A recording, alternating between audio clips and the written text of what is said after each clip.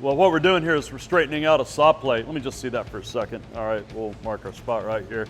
It came to us with a big bow down the axis of the saw plate, and that's fairly common on vintage saws that you pick up in the wild. And what Herman is doing is he is saw smithing the plate straight.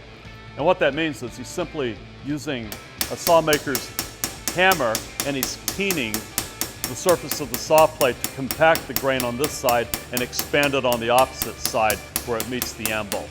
And this is about 11 points per inch filing on the saw, and that's what Herman is averaging is 11 beats per inch. And once we're done with this side, we're going to assess it, see what kind of difference we've made to it, and then we're going to hit the opposite side in order to create a kind of a squashed compression in the grain, which serves to stretch the metal and straighten it out. The reason it's important is because if you have a saw plate that's curved like this, every time you present it to the wood, it's gonna get a huge flapping sound and you're gonna drift in the cut, and it's not good. What you want is a nice straight presentation of the tooth line to the wood grain, and that's why we're straightening it out. All right, so now you'll see that everything is straightened out except for the back part. Now you're going to repeat, you're going to do the same thing you did, only about a third of the way up to the plate.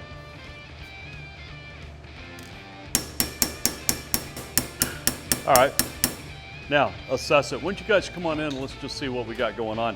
This is like an expansion of the hammersmithing class we had yesterday. Herman took one of Marc's saws, cleaned it up. Go ahead, that looks really good. It's getting straight now, right? All right. Now the way you hold these plates when you're assessing them is you just hold as little of the plate at the heel end of the saw as possible, and you let your eye follow the plumb line, and you're looking for kinks, bows, etc. And so now that we've straightened out the plate by and large, now we're going to compress the opposite side. Okay, and now what you're going to do is just kind of work your way from heel to toe. Yeah, go ahead and get started. Yep, just heel to toe, the same thing you did before. Not quite as hard. You're gonna hit it with less fiat. All right. So here we are coming down on the last little bit. He's hit one side across this line. He's hit the same line on the opposite side. He's squashing the grain together. He's at the finish point. Now we're gonna pull it off the anvil and see how straight he is.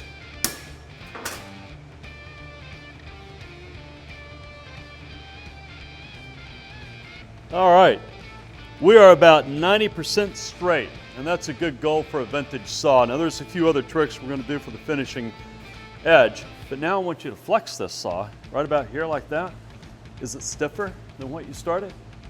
Much stiffer, yeah. Yeah, this tensioning process also serves to stiffen a saw, which, because you don't have a saw back, that's important in order to shove a backless saw through wood fiber and not kink.